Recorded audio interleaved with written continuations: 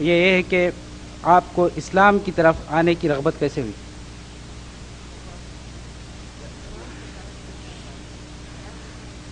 یہ بہت اچھا سوال ہے، لیکن اس کا میں شارٹ میں جواب دوں گا۔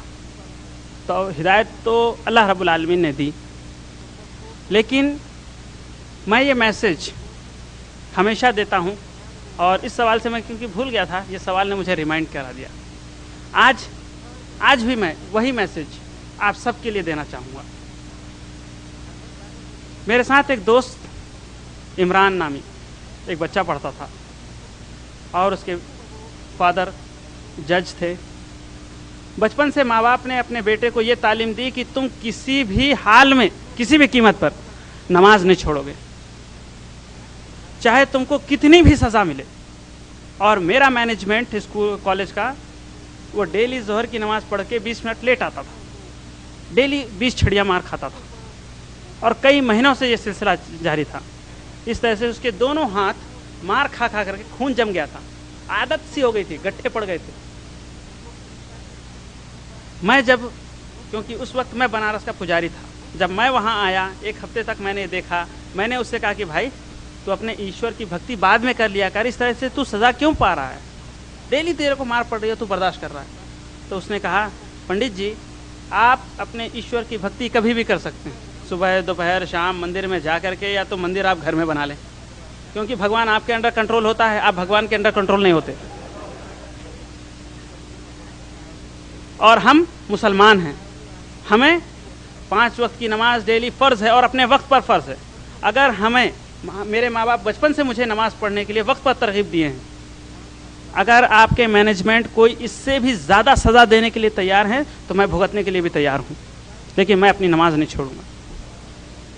بس اس کا یہ عمل، اس نے مجھے اسلام کے بارے میں نہیں سمجھایا، صرف اس کا یہ عمل، اور اس کے والد نے مجھے قرآن دی ہندی میں اس کو ویدوں سے ریسرچ کیا، 3 سال تک ریسرچ کیا، اور اس کے بعد اس نتیجے پر پہنچا جس کا رزلٹ آپ کے سامنے ہے،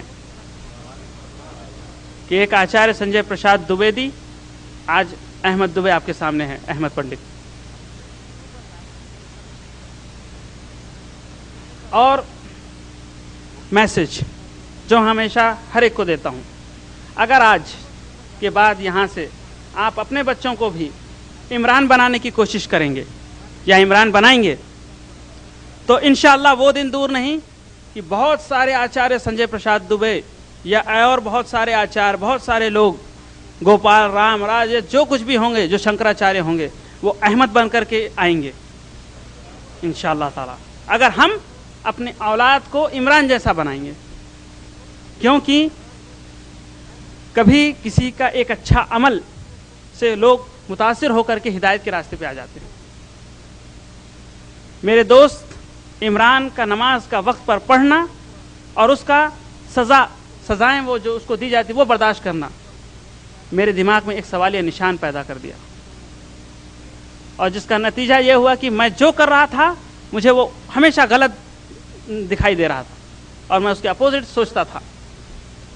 کتابیں پڑھنا اور اس کو ٹیلی کرنا، دیکھنا ہے میں کیا کر رہا ہوں، اور اس سے نفرت۔ آج آپ کے سامنے میں خود حاضر ہوں احمد بن کر۔ آج سے آپ یہ تہیہ کر لیں کہ اپنے بچوں کو عمران بنائیں گے انشاءاللہ، تو ایسے بہت سے لوگ احمد بن کر کے آپ کے سامنے آئیں گے، اور خود آپ عمران کے والد بنیں۔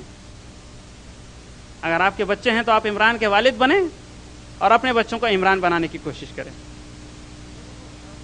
جی، السلام علیکم۔